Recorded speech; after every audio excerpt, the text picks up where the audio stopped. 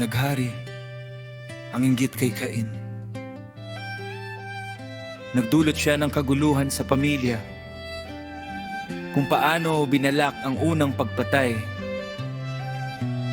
At sinabi ni Adan kay Eva, narito, ang mga anak ay tumanda na.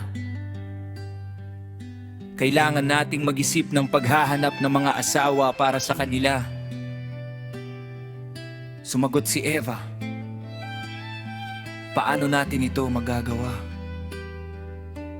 Nang magkagayon, ay sinabi ni Adan sa kanya, ipakakasal natin ang kapatid na babae ni Abel kay Cain,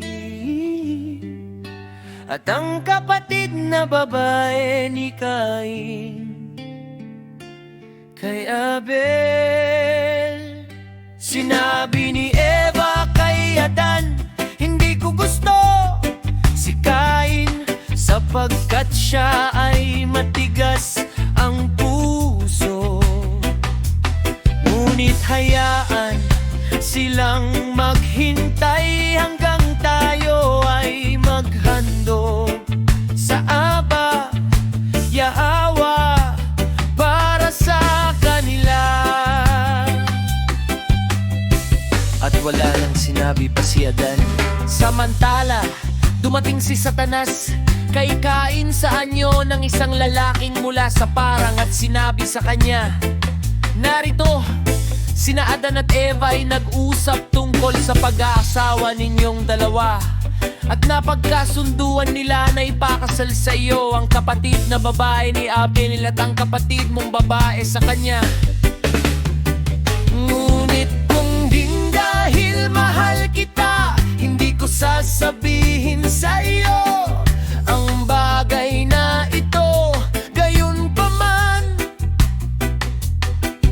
kung tatanggapin mo ang payo ko at makikinig sa akin, dadalhin ko sa iyo, sa iyong araw ang kasalang magaganda kasuotan, ginto at pilak ng sakana, at ang aking mga kamag-anak ay sasama sa iyo.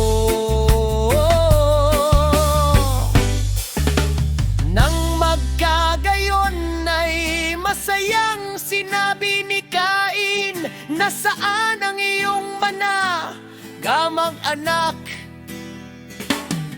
At sumagot si Satanas, ang aking mga kamag-anak ay nasa isang hardin sa Hilaga, kung saan minsan ay balak kong dalhin ng iyong amang si Adan.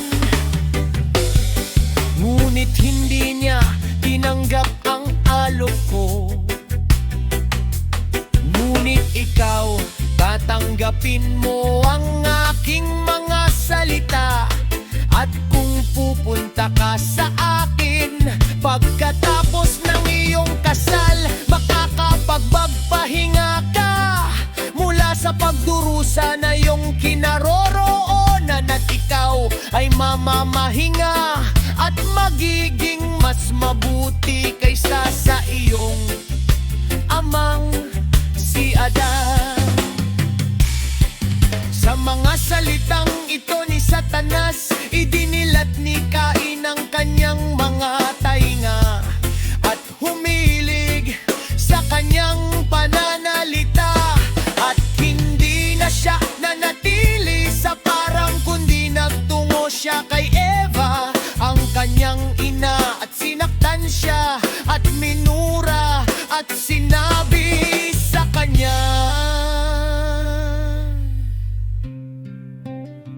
bakit ninyo balak kunin ang aking kapatid na babae upang ipakasal sa aking kapatid? Patay na ba ako? Gayon pa man, pinaamo siya ng kanyang ina at pinabalik siya sa parang kung saan siya nanggaling. Nang magkagayon, nang dumating si Adan, Sinabi niya sa kanya ang ginawa ni Cain, ngunit nagdalamhati si Adan at nanahimik at wala siyang imik.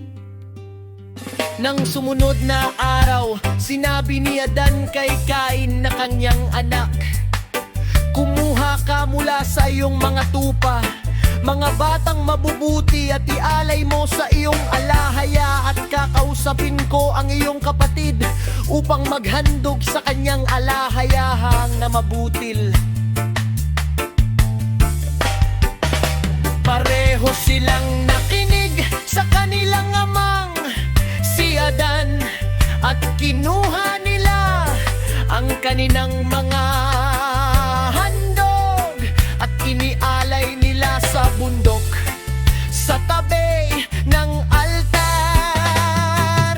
Ngunit nagpakapalalo si Cain sa kanyang kapatid at itinulak niya ito palayo sa altar, at hindi niya hangayangang maghandog ito sa altar, kundi inialay niya ang kanyang sariling handog doon na may palalong puso, puno ng daya at panlilinlang. Ngunit tungkol naman kay Abel, naglagay siya ng mga batong malapit sa kanya, at doon inialay niya ang kanyang handog na may puso na mapagkumbaba at malaya sa daya. Si Cain noon ay nakatayo sa tabi ng altar, kung saan niya inialay ang kanyang handog. At siya ay sumigaw sa alahaya na tanggapin ang kanyang handog, ngunit hindi ito tinanggap ng alahaya mula sa kanya. Hindi bumaba ang isang banal na apoy, mungkang